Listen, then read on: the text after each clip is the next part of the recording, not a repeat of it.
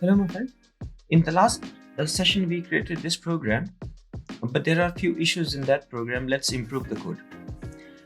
My friends, if you look at this code, so we will ask for the salary, the name and the salary. The salary is, for example, 5,000. If the salary is 5,000, this condition is true, and it will execute this instruction and that instruction. This condition is false. It will ignore that instruction and that instruction. So we discussed earlier that these two instructions are conditional. These two instructions are conditional. So if this condition is true, it will execute these two instructions.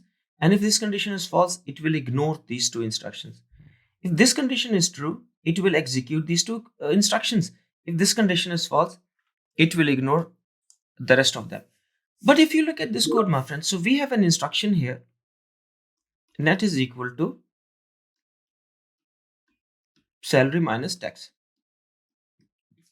When this instruction will execute, if you look at the code, if this condition is true, it will execute that instruction here, which is this instruction. And if this condition is false, it will ignore that thing.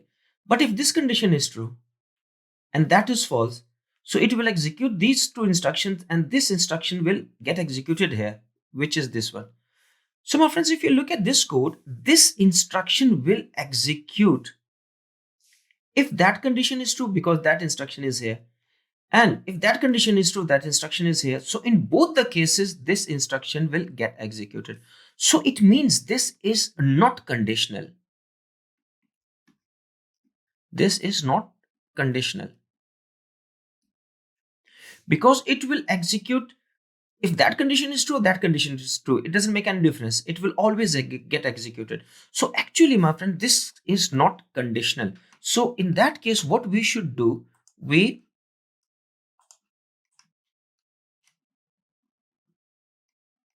should remove that instruction from here and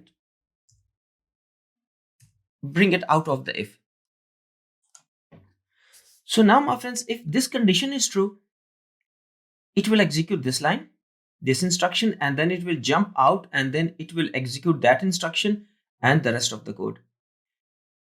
If this is false and that one is true, so in that case, it will execute this instruction and then this instruction. So this instruction will always get executed. So my friends, whenever we are having unconditional, we shouldn't write that thing under any if. That should be independent because it has to execute always. And it reduces the size of our code as well. So this is more efficient code than the last one. Thank you very much, my friends.